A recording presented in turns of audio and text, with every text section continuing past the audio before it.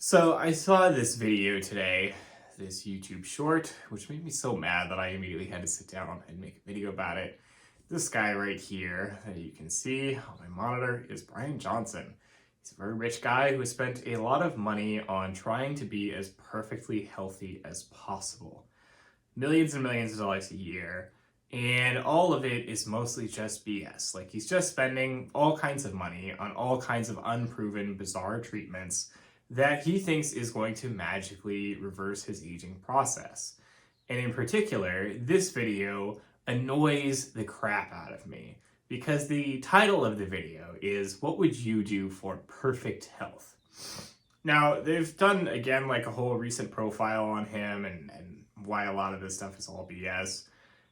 The important thing to understand here is that health, the idea that you could perfect health, is precisely the problem.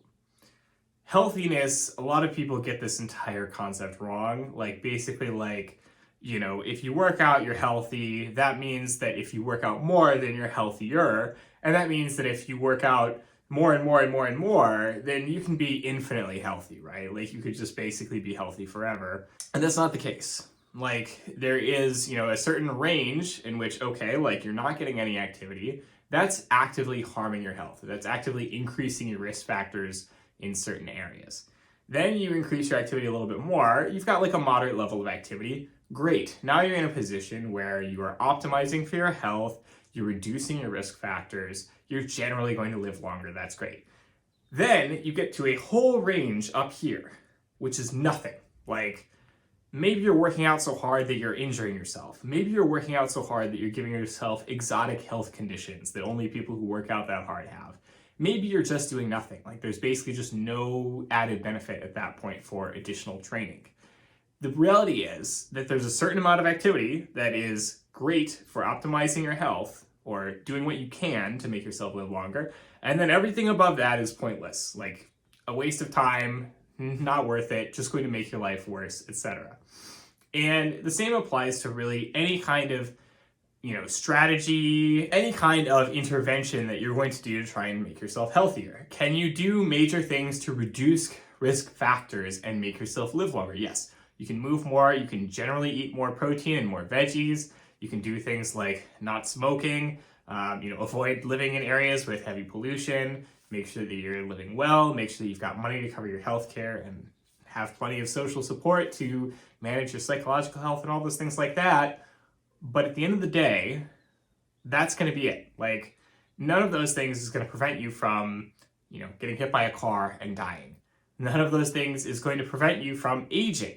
And that's kind of the key thing here, because this Brian Johnson guy is really, really sold on the idea that you can reverse or basically halt aging by basically just doing everything possible, taking all these treatments, spending millions of dollars and all that. And the reality is that that's just not true. Like, you get older and aging is a fact of life. You get older, you get weaker, you lose muscle mass, you lose bone density, like, things just start, not working as well after a certain period of time. And eventually this just continues until sooner or later you die. Like, that's going to happen. You can try and optimize for that all that you want, but you can't stop that. You can't stop or reverse aging. That's just not a thing that we have. Yes, maybe in the future we might have that capacity. We might have at that point studied aging well enough that we can take those genes out of that immortal jellyfish and splice them into humans and have us live forever, or whatever the case is. But that would be a fundamentally different kind of intervention than what we are talking about right now.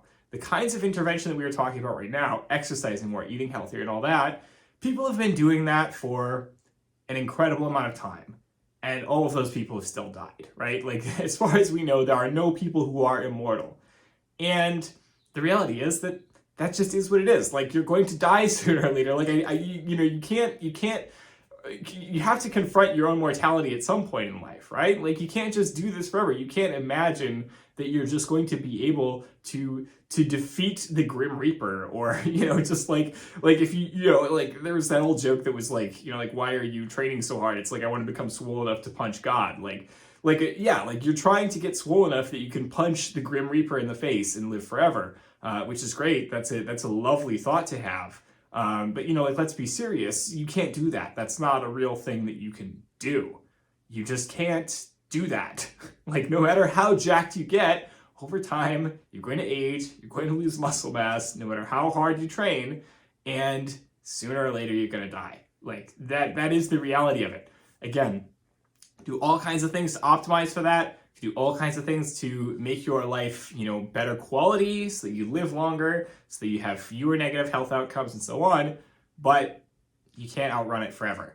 There's no reversing aging. There's no biological, like he talks a lot about, your biological age and how that's different from your actual age. And the idea being that, you could, do the right things, and as a result, you basically just stop aging, or, your biological age is lower than your actual age. It's not true. Like, I'm sorry, my man, you've been trying all this stuff. You look like an extremely well moisturized man who is exactly the same as your calendar age, as your actual age.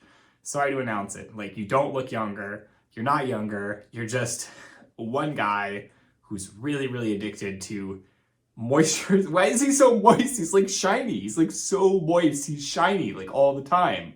I think that's the big thing, is I think he's like decided that because he's like spent so much on like moisturizers and like skin stuff or whatever, and his skin looks really good, that he's just like, I must look like I'm 25. No, you don't. You don't look like that. The next point to get into is that this all really smacks of self-promotion, which is a thing that I am not going to say that, this is all just garbage and that this is all fake and all that, because that's probably not the case. But the reality is that he is doing a very specific kind of performance online in order to get a following. Like, there's a reason that he's just doing this and making a YouTube out of it, rather than just doing it and not telling anybody. And that's because he's trying to build a YouTube audience. Man who spends the most possible amount of money on trying to live as long as possible, is that a USP, a unique selling point, that is enough to differentiate himself from other YouTubers out there and get a decent following? I'm sure it is. I'm sure he's got a decent following. I haven't even looked at his follower count. I'm sure that I'm going to look at it right now, and I'm going to go home and cry. Or specifically, I am home right now, so I'm going to go upstairs and lay down on my bed and cry over how many more followers he has than me. But again, that is the case. Like, he's making a social media presence. He is doing careerism. So it is what it is. All right, that's all for this week's video. As always, if you like this video, don't hesitate to comment, subscribe, tell me what you would like to see in future videos. Smash the like button, smash the notification bell. Share this video with all your friends. I will talk to you all next week. Have a good one.